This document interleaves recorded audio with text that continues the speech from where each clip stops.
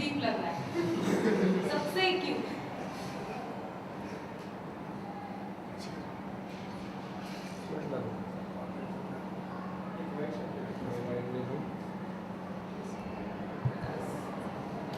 संजय लोग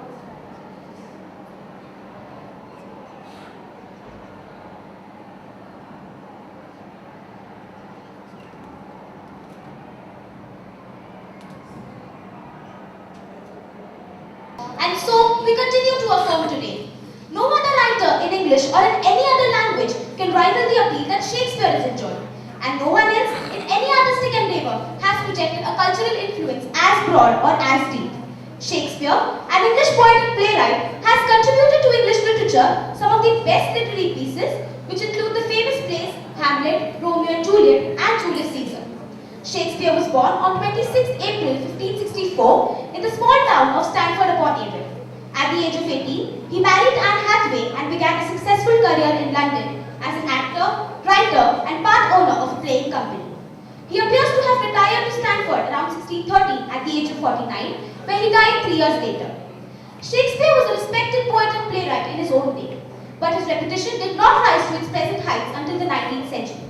His plays remain highly popular today and are constantly studied, performed, and reinterpreted in diverse cultural and political contexts throughout the world.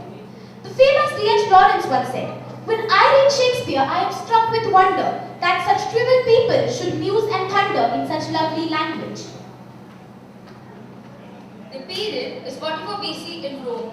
It is a period of political uncertainty and strife. Caesar had just written after defeating Pompey's sons.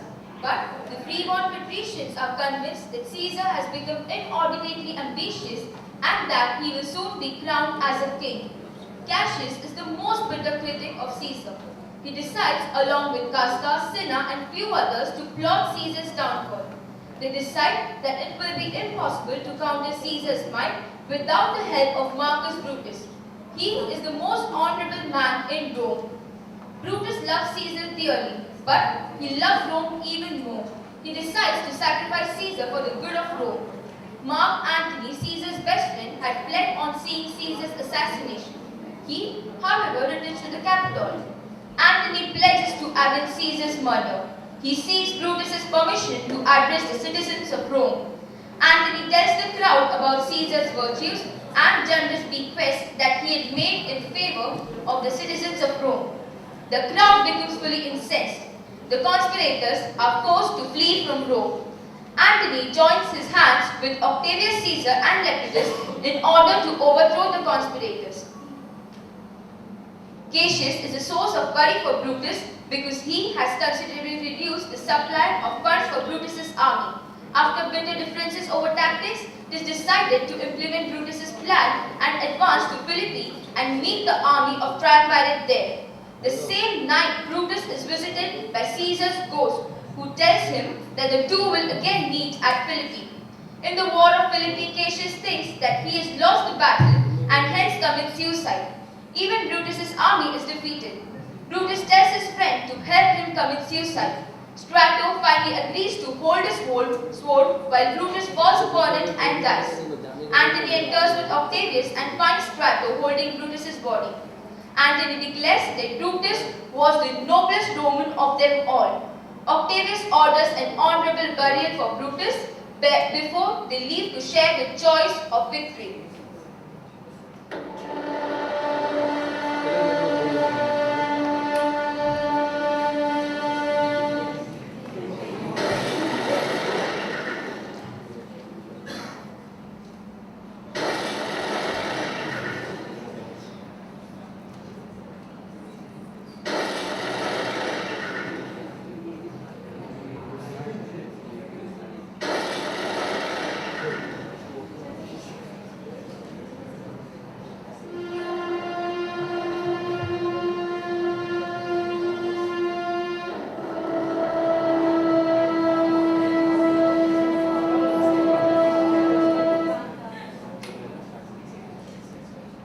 Shakespeare takes us to Caesar's house. Caesar is awakened by the storm.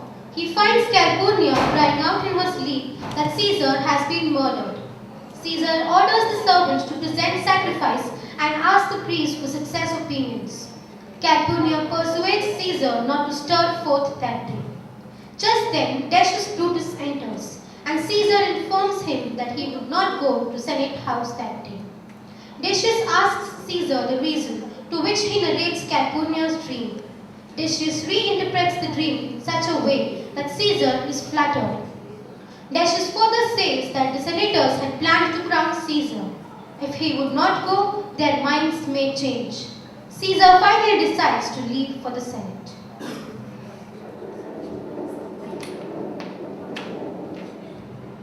Help ho, they murder Caesar!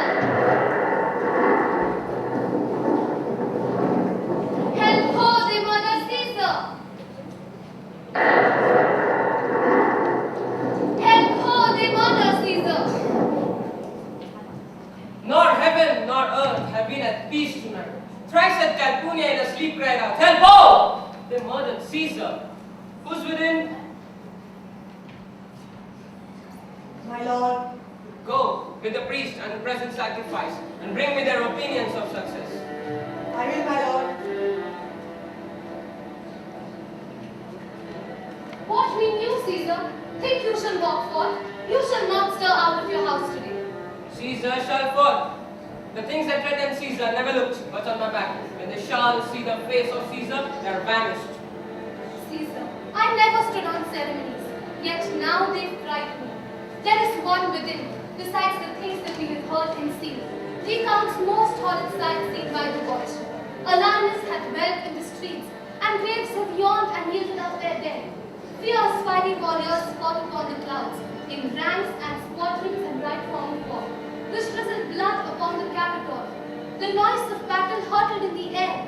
Horses did neigh and dying men did groan, and ghosts did shriek and squeal about the streets. O Caesar, these things are beyond all use, and I do fear them. What can be avoided whose end is purposed by mighty gods? Yet Caesar shall go forth. For these predictions are to the world in general, as to Caesar. When beggars die, there are no comets seen. The heavens themselves blaze forth the death of princes. Cowards die many a time for their deaths. The valiant never test of death but once. Of all the wonders that yet have heard, it seems him most strange that men should fear, seeing that death, a necessary end, will come when it will come. What say the arguers? They would not have it to stir forth today. Nothing their days of an offering. They could not find a heart within the beast. The gods do this in the shame of cowardice. Caesar should be a beast without a heart, and for that fear he should stay at home today. No! Caesar shall not. Danger knows full well that Caesar is dangerous than he. We are two lions bigger in one day, and I am the elder and more terrible. Caesar shall go forth. Alas, my lord, your wisdom is consumed in confidence. Do not go forth today, call it my fear, and that shall keep you in the house and not your own. We'll send Mark Antony to the Senate house, and he shall say that you are not well. Let me upon my knees prevail in this. Mark Antony shall say I am not well. And for that, I'll stay at home. He is Julius Brutus. He shall tell them so. Caesar, all hail. Good morrow, worthy Caesar. I come to fetch you to the Senate house. And he come in a very happy time to bear my greetings to the senators. Tell them I'll not come today. Their heart is false, and I dare not disfalse her. Tell them Caesar will not come today, Decius. Say he's sick. Shall Caesar send a lie? Have I in conquest stretched my arms so far to be afraid to tell the bravest the truth? Decius, go tell him Caesar will not come. Most mighty Caesar, let me know some cause, lest I be laughed when I tell them so. Calpurnia, my wife, stays in their home. She dreamt tonight. She saw my statue, which like a fountain with 100 spouts, with run pure blood, and many lusty Romans came smiling, and did beg their hands in it. And these does she apply for warnings and potents and evil eminent. And underneath, I begged that I should stay at home today. This dream is all misinterpreted. It was a vision, fair and fortunate. The statue spouting many pipes, in which so many lusty Romans bathe, signifies that from you great Rome shall suck, reviving blood, and that great men shall press for tinctures, stains, relics, and cognizance. This, by Calpurnia's name, is signified. And this way you have well expanded it. Well, I have, when you have heard what I can say. And know it now, the Senate hath concluded to give this day a crown to mighty Caesar. If you shall send a word that you will not come, their minds may change. How foolish you appear, see now, Calpurnia. I'm ashamed. I did yield to them. Give me my robe, for I will go.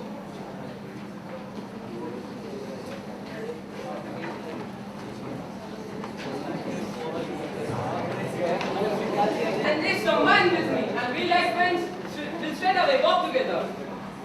That every life is not the same, O Caesar. The heart of Brutus yearns to think of.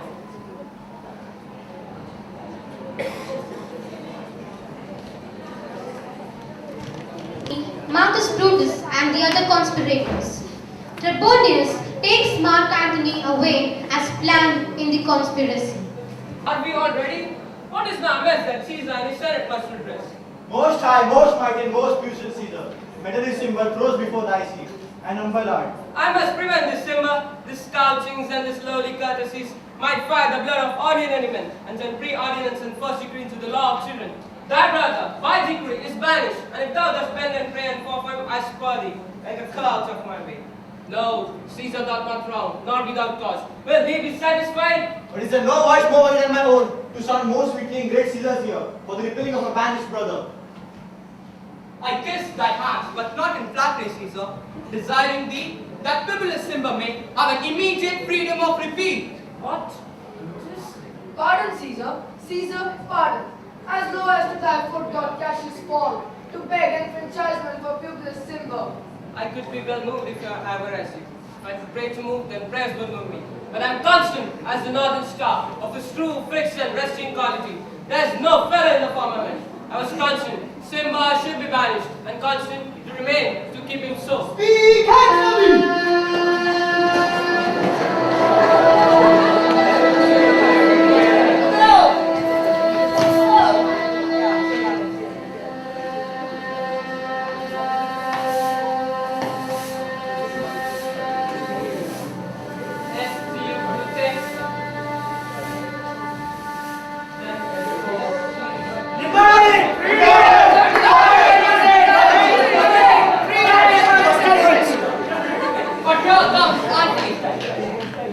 Welcome, Mark Antony. Oh, mighty Caesar, dost thou lie so low? Are all thy conquests, glories, triumphs, spoils shrunk to this little measure? Fare thee well. I know not, gentlemen, what you intend. Who else must be let blood? Who else is rank? If I myself, there is no one so fit as Caesar's death art, nor no instrument of half that worth as those your swords, made rich with the most noble blood of all this world. I do beseech ye, if you bear me hard, now whence your purple hands do reach and smoke, fulfill your pleasure, live 1,000 years. I shall not find myself so apt to die, no place will please me so, no mean of death, as here by Caesar and by you cut off, joys and master spirits of this age. Oh, Antony, beg not your death of us. Though now we must appear bloody and cruel. Yet you see but our hands, and this bleeding business they have done, our hearts you see not. They are pitiful. The pity to the general wrong of Rome. As fire drives out fire, so pity had done this deed on Caesar. For your part, to you, our swords have led in points, Mark Antony, our arms in strength of malice, and our hearts of brothers' tempers. Do receive you in with all kind love, good thoughts, and reverence. Your voice shall be as strong as any man's in the disposing of new dignities. I doubt not of your wisdom, let each man render me his bloody hand. Gentlemen all, alas, what shall I say? My credit now stands on such slippery grounds that one of two bad ways you must conceive me, either a coward or a flatterer.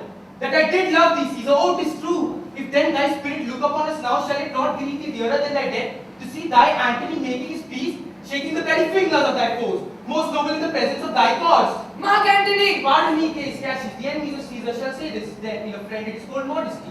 I blame you not for praising Caesar so. But what companion you do have with us?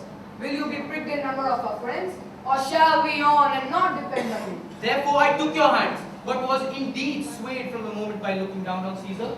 Friends, I am with you all and love you all, upon this hope that you shall give me reasons why and wherein Caesar was dangerous. Our reasons are so full of good regard that you, Antony, son of Caesar, you should be satisfied.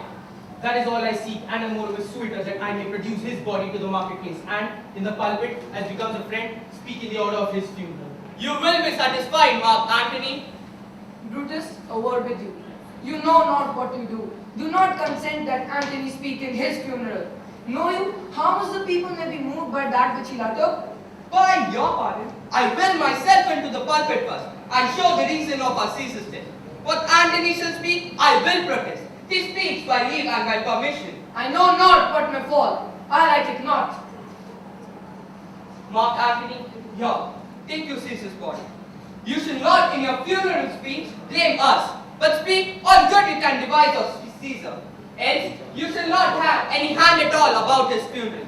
And say, you shall speak in the same pulpit whereto I am going, after my speech has ended. Be it so. I do desire no more.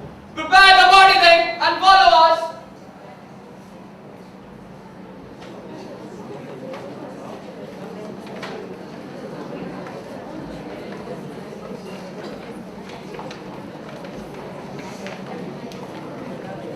That I am meek and gentle with these butchers. Thou art the ruins of the noblest man that ever lived in the tide of times. Woe to the hand that shed this costly blood over thy wounds down to eyebrows, which like dumb mouths to ope their ruby lips to beg the voice and utterance of my tongue. A curse shall light upon the limbs of men. The men's fury and fierce civil shall come all the parts of fatigue. Blood and destruction shall be so in use, and dreadful objects so familiar, that mothers shall but smile when they behold their infants quartered with the hands of war. All pity choked with custom of penalties, and Caesar's spirit, raging for revenge with aid by his side, come out from hell, shall in these confines with a pronounced voice cry, Hava! And let slip the dogs of war, that this far reach shall smell above the earth, with carrying men groaning for burial. Killing Caesar. After him, Mark Antony's speech to the crowd. He plays with the emotions of the people, and the crowd is swayed. He instigates the crowd to rise to mutiny and rage. Also, the crowd seeks revenge of Caesar's death. Then follow me and give me audience, friends. I will not go to speak. What is it? The Roman is ascended. Silence! Be patient till the last. Romans, countrymen, and lovers, hear before my cause and be silent that you may hear. Believe me for mine honor, and have respect to mine honor, that you may believe. Censure me in your wisdom, and awake your senses, that you may the better judge. If there be any in this assembly, any dear friend of Caesar, to him I say, Brutus' love to Caesar was no less than his. If then that friend demand, why Brutus rose against Caesar, this is my answer. Not that I love Caesar less, but that I love Rome more.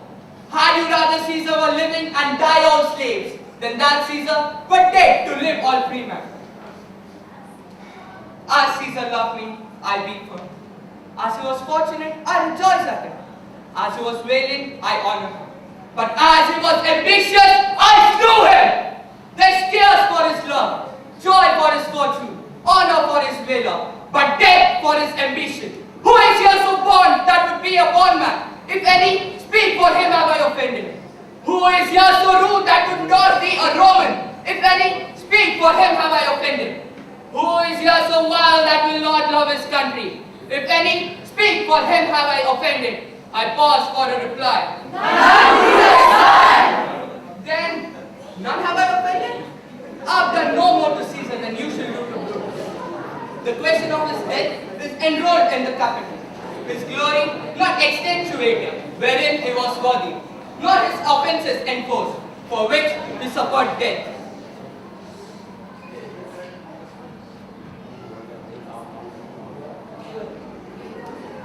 From there it will come. Here comes Caesar's body, mourned by Mark Antony, who though he had no hand in his death, shall receive the benefit of life, a place in the commonwealth, as of which you shall know. With this I depart, my countrymen, that as I slew my best lover for the good of Rome, I have the same dagger for myself, to please the country, to need my death.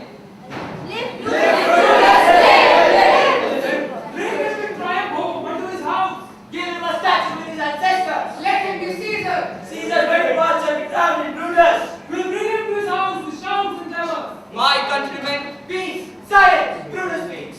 good countrymen, let me depart alone, and for my sake, stay here with Antony. Do grace to Caesar's cause and grace his speech, tending to Caesar's glories, which Mark Antony, by our permission, is allowed to make. I do entreat you, not a man depart, save I alone, till Antony have spoke. Stay home and let us hear Mark Antony. Let him go up into the public shed. We hear him. Noble Antony, go. For Brutus' sake, I am beholden to you. What does he say of Brutus? He says, for For Brutus' sake, he finds himself yielding to us all. Trade base which reach no harm of Brutus here. The Caesar was a tyrant. Nay, that's certain. We are blessed and Rome is rid of it. Peace. Let us hear what Antony can do. You gentle Romans! Caesar, let us hear. Friends, Romans, countrymen, lend me your ears. I come to bury Caesar, not to praise him. The evil that dead men do lives after them. The good is oft interred with their bones. So let it be with Caesar. The noble Brutus had told you Caesar was ambitious. If it was so, it was a grievous fault, and grievously had Caesar answered it. But here, under leave of Brutus and the rest, for Brutus is an honorable man. So are they all honorable men, come I to speak in Caesar's funeral. He was my friend, faithful and just to me. But Brutus says he was ambitious, and Brutus is an honorable man. He had brought many captives home to Rome, whose ransoms did the general coffers fill. Did this in Caesar seem ambitious? When that the poor have cried, Caesar hath wept. Ambition should be made of sterner stuff. Yet Brutus says he was ambitious, and surely Brutus is an honorable man. You all did see that on the loop called I thrice presented him a kingly crown, which he did thrice refuse. Was this ambition? Yet Brutus says he was ambitious, and Brutus is an honorable man. My friends, I speak not to disprove what Brutus spoke, but here I am to speak of what I know. You wanted love him once, not without cause. Then what cause don't you now to mourn for him?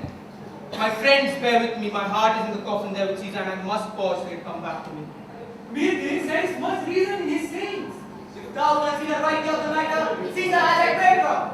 As he masters, I fear there will be a worse come in his place.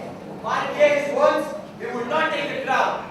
It's certain he was not ambitious. If it is not so, somebody here abided. Poor soul, his eyes are red as fire with weeping. There's not a noble man in Rome like Antony. Now mark him, he begins again to speak. For yesterday the word of Caesar might have stood against the wall, and now he lies there none so poor to do him reverence.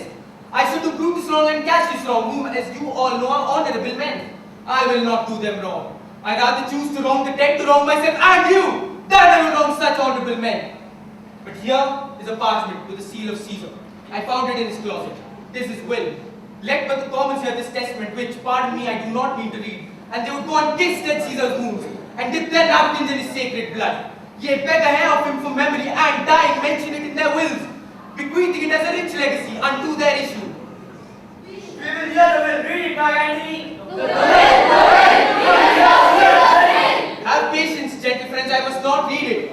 It is not meet, you know how much Caesar loved you. You are not wood, you are not stones, but men. And weak men hearing the will of Caesar, it will inflame you, it will make you mad.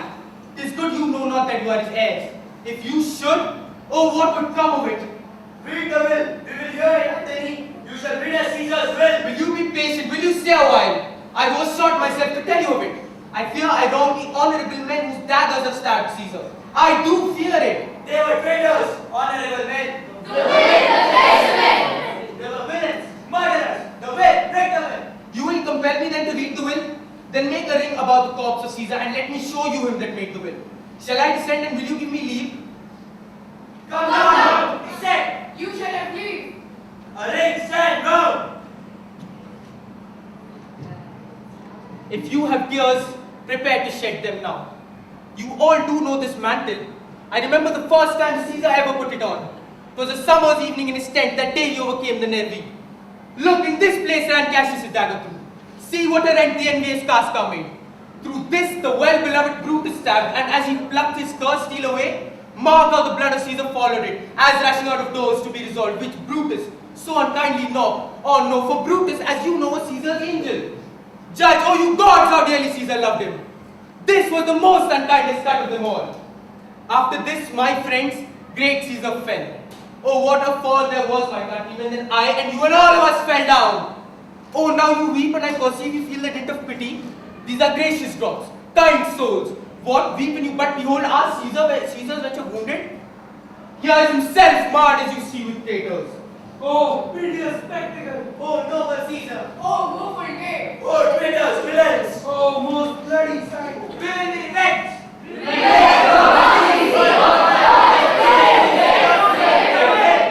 Stay, countrymen. He said, hear the noble Antony. We'll hear it. We'll follow it. We'll die with it.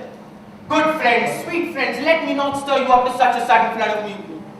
I come not, friends, to steal away your hearts. I am no orator as Brutus is, but as you know me all, a plain, blunt man. For I have neither wit, nor words, nor word, action, nor utterance, nor the power of speech. In every wound of Caesar that should move the stones of Rome to rise in mutiny. We will burn the house of Brutus. Away, come, see the conspirators. Yet hear me, countrymen, yet hear me speak. Be so, dear Antony, most noble Antony. Why, friends, you go to do you know not what. Wherein had Caesar thus deserved your loves? Alas, you know not. I must tell you then. You have forgotten the will that I told you of? Most true, the will, let's say and hear the will. Here is the will, and under Caesar's seal, to every Roman citizen he gives, to every several man, 75 drachmas. Most noble Caesar, will remain distant. Oh, Lord Caesar. Hear me with patience! Speak on. Moreover, he had left you all his walks, his private arbors and new planted orchards. On this side of river he had left them you, and in your heirs common pleasures forever, to walk abroad and recreate yourselves. Here was a Caesar. When comes such another? Never, never. Come away, away. We'll burn the body in the holy place, and with the brands, fire and Peter's houses. Take up the body. Go, fetch fire. Plug down the benches. Let them forms, windows, anything.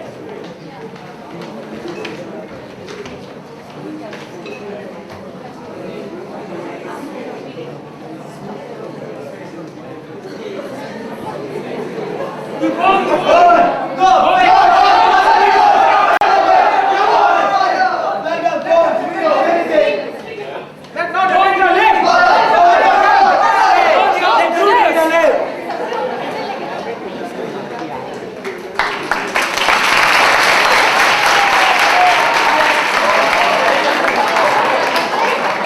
Thou art afoot. Take thou what course thou wilt.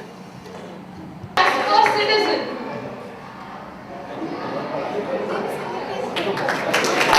as second citizen, I will hear who to speak.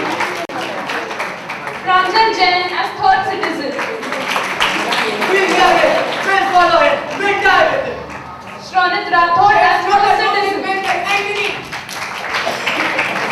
Let them forms, windows, anything. Sukhdeep Singh Bedi as servant,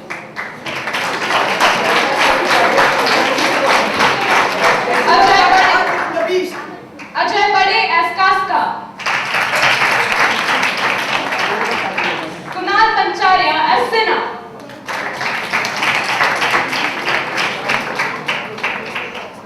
Demanding freedom. Piyush Tate as Metallist Simba,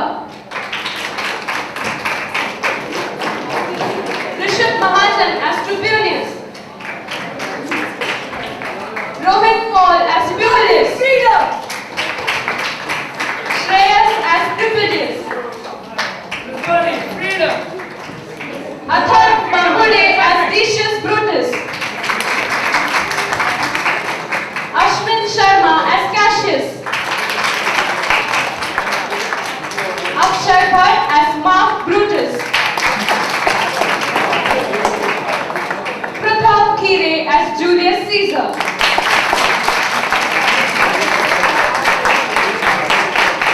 Sukanya Bhatt as California, Sanjay Nair as Mark Angeles,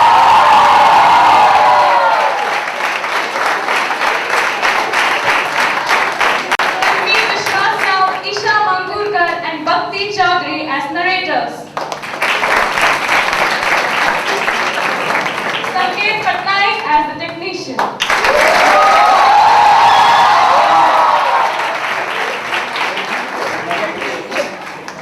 Respected Principal Madam, coordinators, teachers and all students, it's my privilege to have been asked to propose a vote of thanks on this event.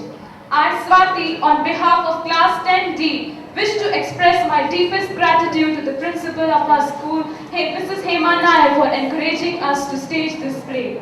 I may wish to express my sincere thanks to the coordinators, secondary section teachers and staff members for their enormous cooperation in organization of this event. I would like to take this opportunity to place on record my hearty thanks to the school for an excellent coverage of technical arrangements, lighting and sound system. Well, an event like this cannot happen overnight. The wheels start rolling weeks ago. It requires a bird's eye for details. We have been fortunate enough to be backed by guidance and support of Shushmita ma'am for directing the play to be a success. I extend my hearty thanks to all the characters of the play for showing their excellent dramatization skills today. Once again, I want to thank all of you. We thank you for being with us this morning. It's been a great pleasure. Thank you very much.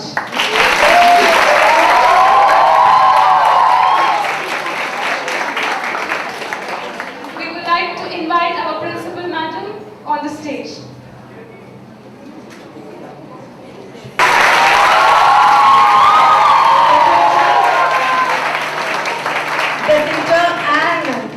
All of you, the characters, it was staged wonderfully.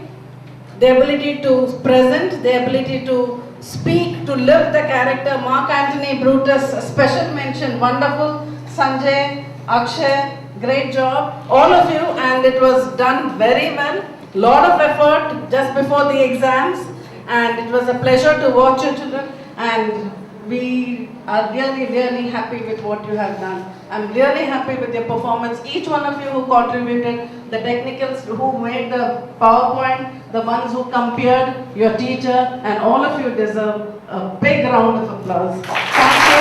It's a wonderful.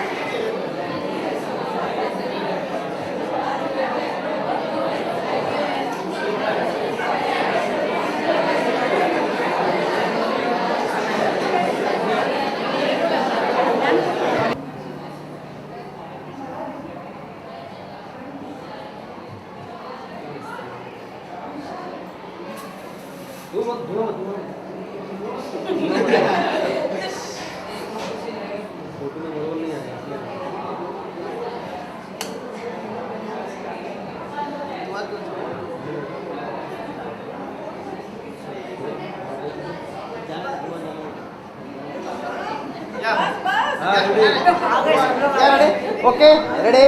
Yes. Yeah, look your boys. Yes, ready? Okay. Okay, thank you. Okay, Thank you.